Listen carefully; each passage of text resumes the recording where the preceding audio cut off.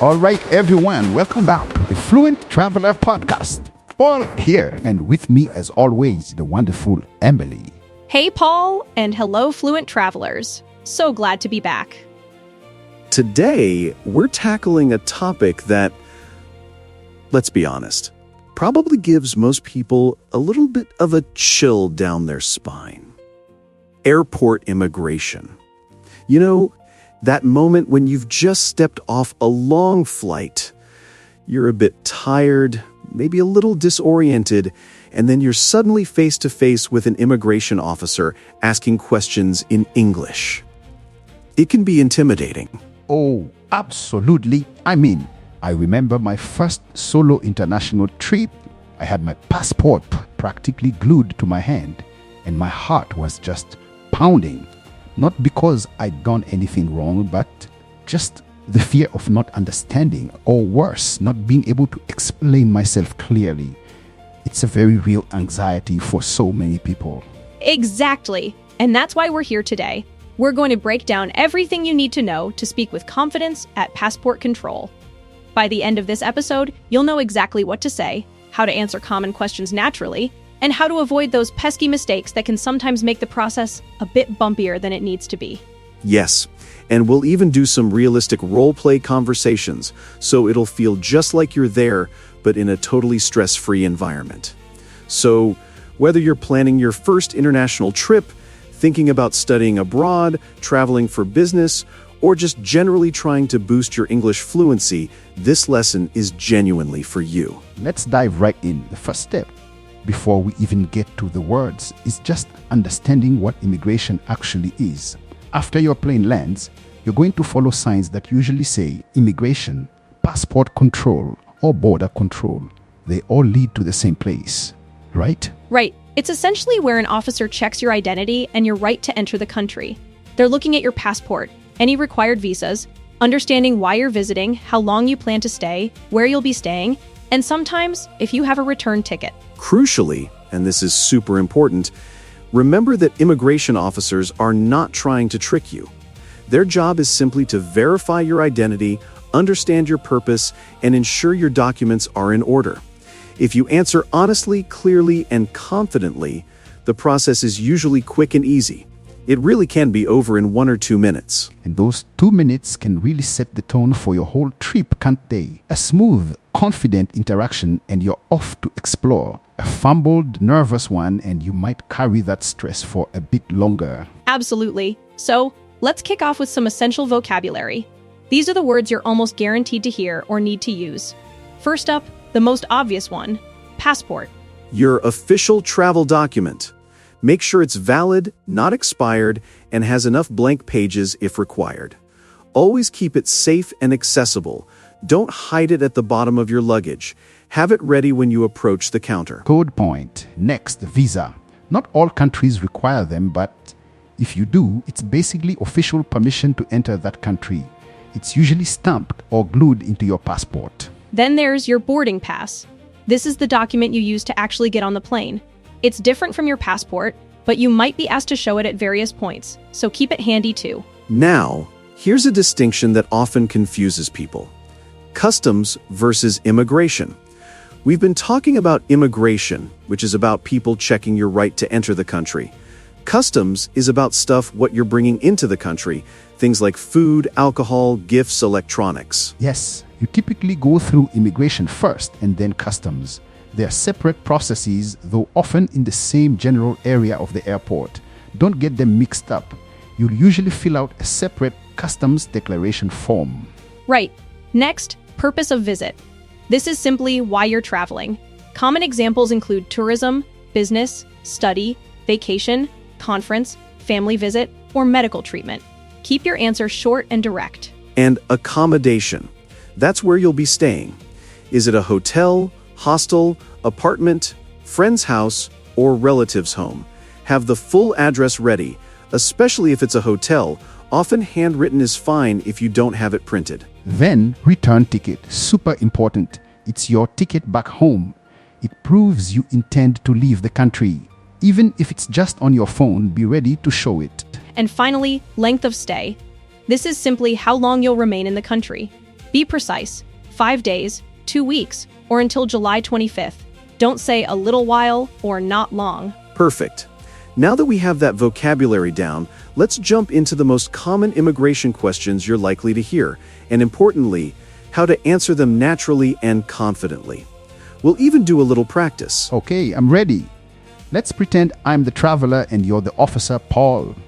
Or wait, maybe I'll be the traveler and you can guide me, and then we'll bring in our officer for the full role plays. Excellent idea, Emily. All right, question number 1, usually the first thing you'll hear. The officer will say, "Good morning," or "Good afternoon." What's your response? Easy. Good morning or good afternoon. Simple, friendly, professional, match their greeting. Perfect. Next, may I see your passport? I'd say, "Certainly," or "Of course," or even, "Here you are." And then I'd slide it across the counter. No need to throw it, just a polite slide. Exactly. Politeness goes a long way. Next, and this is a big one. What's the purpose of your visit? Okay, this is where many people tend to overthink or over-explain. The key is short and sweet. I'm here for tourism, I'm on vacation, I'm visiting friends, I'm attending a conference, I'm here on business, or if I'm studying English. Spot on, Emily. Don't launch into a 5-minute narrative about your travel plans, just the core purpose. All right, next, how long will you stay? Again, be specific. I'll stay for 5 days. I'll stay for 2 weeks. I'll stay until July 25th. Whatever your exact plan is, state it clearly. Good, and where are you staying? I'm staying at the Hilton Hotel. I'm staying with my cousin. I rented an apartment downtown. Have the name of the hotel or the full address ready. Sometimes they'll even ask for a booking confirmation, so have that accessible too. On your phone is usually fine. That's a great tip. Okay, is this your first visit? Simple. Yes, it is. Or, no, I visited twice before. If you visited before, they might ask when or why, but usually it's just a simple confirmation. And do you have a return ticket? Yes, I do. And then often it's on my phone, or here it is, as you pull it up. That's a key one to have ready. Absolutely. Sometimes they ask, how much money are you carrying? Be honest here. I'm carrying about $1,000, or I have my credit cards if you're mostly cashless. They're just making sure you can support yourself during your stay. Right. And finally, are you traveling alone? Yes. Or, no, I'm traveling with my wife. Or, I'm traveling with my family. If you're with family, make sure you all approach the counter together if possible. Great answers, Emily. And usually, the officer will then say, "Enjoy your stay." What's the best response to that? Thank you very much. Always polite, always appreciative. It really just closes the interaction on a positive note. Excellent. Now let's put all of this into practice with a complete conversation. We're going to do 3 role plays. First up, a tourist. I'll be the officer for this one, and Emily, you're the traveler. Okay, I'm ready.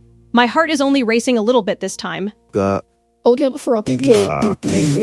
afternoon. May I see your passport? Certainly. Here you are. What's the purpose of your visit? I'm here on vacation. How long will you stay? 10 days. Where are you staying? At the Marriott Hotel downtown on Elm Street. Do you have a return ticket?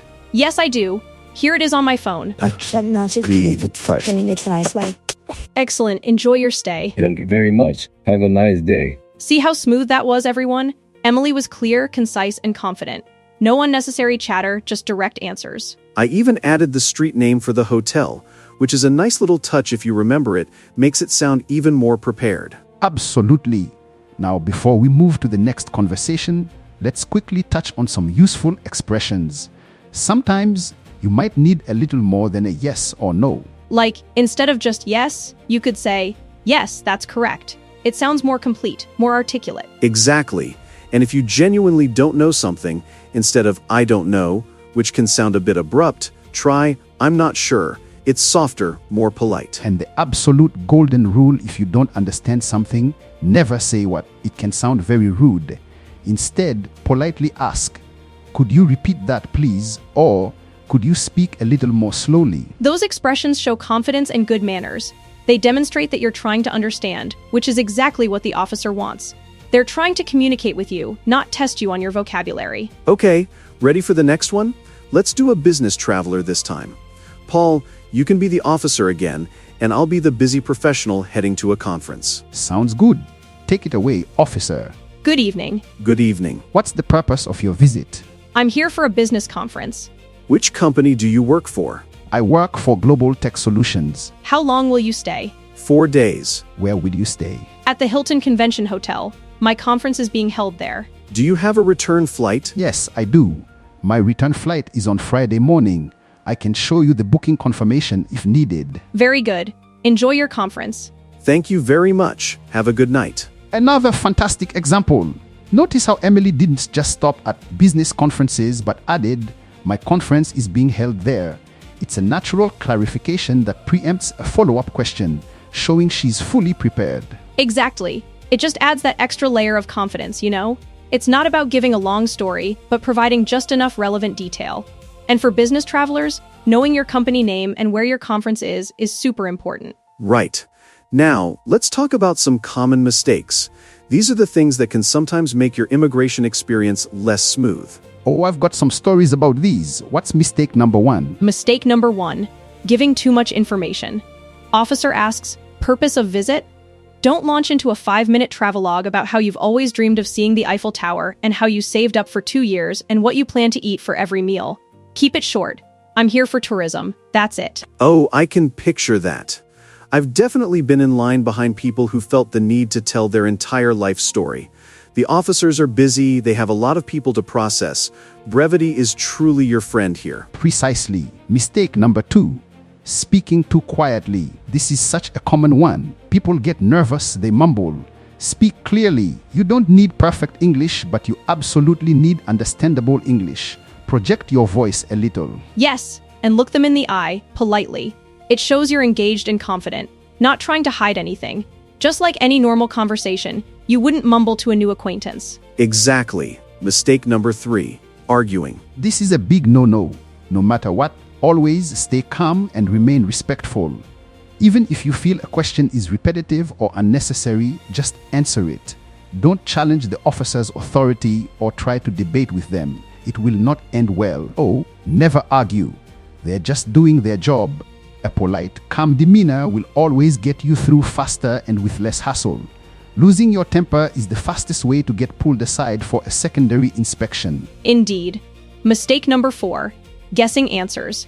If you don't understand, politely ask, could you repeat that? Or could you speak more slowly? Don't just nod and give a random answer you think might be correct. It can lead to confusion and potential issues. Better to ask for clarification than to provide incorrect information. That's a key takeaway. They'd much rather you admit you didn't understand than guess and get something wrong. And finally, mistake number 5, using slang. Keep your language simple, clear, and professional. Avoid slang, idioms, or overly casual expressions. It's not the time for "What's up, fam?" Haha. No, definitely not the time for "What's up, fam?" Stick to the basic, clear English we've been practicing. Professional English in this context just means understandable and respectful. Perfect. Now, let's do our final complete conversation role play. This time, a student. Emily, you're the student, and I'll be the officer. Okay, this is a different scenario with specific questions.